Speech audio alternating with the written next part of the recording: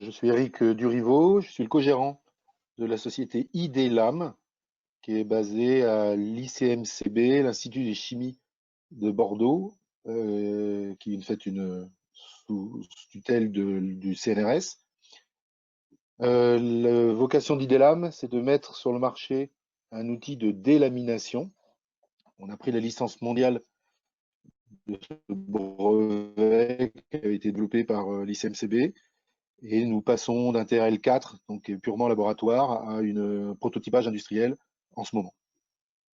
On est soutenu par la région Nouvelle-Aquitaine, l'Université de Bordeaux, et pour le projet qui nous concerne aujourd'hui, Richos, l'éco-organisme EcoTLC. Je vais vous expliquer un peu le champ et l'application de notre procédé. Donc, on s'est intéressé, le premier sujet sur lequel on démarre avec, en Aquitaine, c'est la filière de recyclage des chaussures en France. Actuellement, on a identifié 10 champs applicatifs. Enfin, on a sélectionné 10 champs. On en lance 5 sur l'année 2020-21. Et le premier qui sort, c'est Richos, recyclage des chaussures en France, et notamment les chaussures de cuir. Alors, Richos, c'est-à-dire qu'on a mis une chaussure dans notre procédé et on a réussi à démontrer qu'on pouvait séparer l'ensemble des matériaux en vue de les recycler, recyclage matière donc. Le principe fédérateur du recyclage de déchets industriels, c'est qu'il ne faut pas mélanger la matière. Si vous broyez tout au départ et vous créez un magma, c'est très difficile derrière de les reséparer. Donc ça implique d'autres tri-séparations. Nous, ce qu'on va essayer de faire ici, c'est de les séparer proprement. Et c'est le principe de notre procédé IDELAM. Donc je vous montre sur une diapositive le procédé. Donc, qu'est-ce que c'est? En fait, vous partez du principe que vous le faites chez vous dans votre cocotte minute. Donc, dans votre cuisine, vous avez votre cuiseur et vous cuisez vos patates sous pression. Donc, il y a 3 critères, température, pression, temps. Et au bout d'un certain moment, vous obtenez un mélange intéressant. Donc là, eux, ils appellent ça un réacteur dans un laboratoire. Et c'est ce que vous voyez à l'écran. Donc, on met dans un réacteur l'objet, le déchet à délaminer. On ferme et à un certain moment, on va injecter un solvant par un véhicule qui s'appelle du CO2. Donc il y a un gaz en fait qui va être injecté à l'intérieur. Et là, on rentre dans le domaine de la chimie. Donc c'est un principe, on va dire, mécanique, pression. Et là, on rentre dans la chimie, c'est-à-dire que on va rentrer dans une fenêtre qui s'appelle l'état supercritique. Et à temps, pression et température donnée, en injectant un solvant, vous faites passer tous les corps solides en phase gazeuse. Donc la colle qui est solide va passer en gazeux. À ce moment-là, on aspire l'ensemble, c'est ce qu'on voit, et toutes les couches vont se séparer puisqu'elles n'ont plus de colle. Voilà le procédé, le principe de notre. Voilà à l'écran aussi, vous voyez une gourde. Là, on travaille sur les pommes-potes, là, les petites gourdes. Et les chaussures, en l'occurrence, sur le projet Richos, ben voilà. On a mis une chaussure et au bout, on voit bien, on a toutes les couches de chaussures qui sont séparées. Donc le marché, en fait, on l'a structuré. Nous, on est donc la brique technologique du milieu, on va dire. C'est celle qui va permettre de recyclage des chaussures. Mais évidemment, il faut trouver les chaussures, hein, en amont, et il faut les valoriser derrière. Alors pour les trouver, mesdames, vous achetez 11 paires de chaussures par an. Nous, les hommes, un peu moins. Et surtout, on en a beaucoup dans les placards qui traînent et qui ne sont pas portés. Donc en fait, on va aller chercher plusieurs gisements. Le premier gisement, c'est effectivement les chaussures qui sont en fin de vie. Et on discute actuellement avec des fabricants ou surtout des gens qui ont des commerces.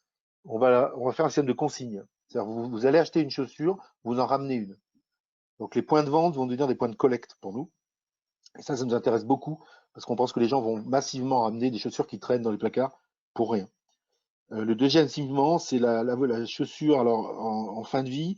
On ne s'intéresse pas au réemploi, évidemment qu'on conserve. Hein, c'est-à-dire la chaussure en fin de vie qui peut encore être portée, ben, elle va chez Emmaüs, au relais, et elle est remise sur le marché. On ne s'intéresse pas forcément aux chaussures qui sont déjà traitées sur des filières type impéré, on appelle ça. Ça part au Pakistan. C'est-à-dire qu'il n'y a qu'une chaussure. Et toutes ces mono chaussures, en fait, impérées, il les reconstitue.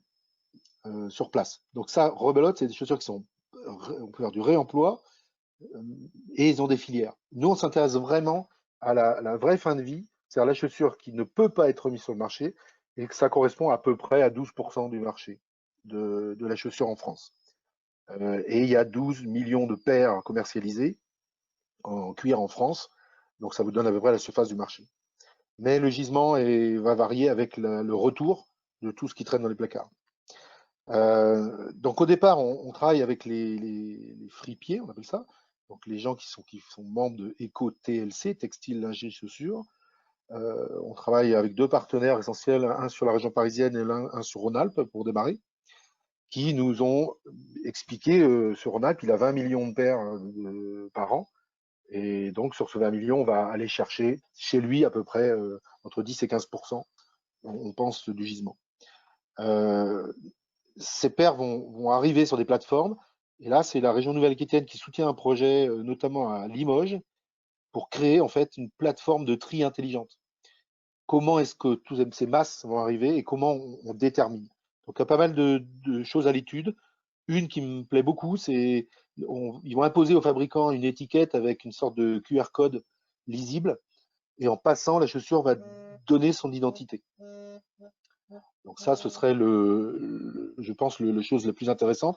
Après, il y a plein d'autres formes de tri optique, tri mécanique, tri balistique. Enfin, donc ça, c'est en train d'être mis à l'épreuve et ça va démarrer à Limoges, en Nouvelle-Aquitaine, sur une plateforme relais qui est en train de financer la Nouvelle-Aquitaine. Après, donc ces chaussures vont arriver sur notre gisement. C'est là nous, on va être livré de ces chaussures. Et encore une fois, ce qui est Richot, c'est vraiment axé pour l'instant sur les chaussures cuir. Je vais vous donner les raisons. Et là, on peut les séparer. Grâce à notre procédé, on va séparer toutes les matières et avoir donc la valorisation possible sur les différentes matières. Alors pourquoi on parle du cuir? On revient sur le cuir. C'est qu'en aval, donc on a un partenariat avec une société, c'est un brevet américain. La société est basée à Bayonne. Et en fait, lui, il sait défibrer le cuir. Donc moi, je vais lui donner des plaques de cuir, un peu comme on voit à l'écran, sur la droite là. Il sait les transformer en fibres et surtout reconstituer du matériau derrière. C'est-à-dire qu'à partir de fibres, il défibre, il reconstitue une plaque de cuir. Essayez de vous montrer ça à l'écran. Ça correspond à ça. Alors pourquoi cet article me plaît beaucoup? Donc c'est pas très clair, vous voyez. Donc c'est en fait un étau de cuir. Il sait faire des plaques de 1 mètre, 1,20 m. C'est très intéressant parce que c'est beaucoup plus uniforme qu'une peau naturelle. Alors pourquoi je déroule cet article, on va le trouver, c'est parce que le premier industriel qui s'est déclaré, c'est l'industriel, je cherche, américain, voilà, Timberland.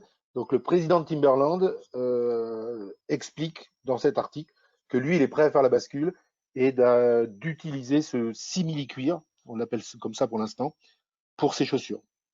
Donc là, on a bouclé la filière. On a des outils de collecte en amont ou des outils éco-responsables qui font qu'on va retrouver des gisements. On a des outils technologiques de tri, des outils technologiques de séparation, mais surtout, derrière, une possibilité de réemploi sur la filière. On a pour ambition d'aller aussi sur d'autres sujets qui sont les textiles après. Donc là, on commence à discuter avec un cluster en Aquitaine sur tout ce qui est outils de sport, donc textile. Mais comme vous voyez sur la planche, on sait recycler des panneaux photovoltaïques, des briques de lait.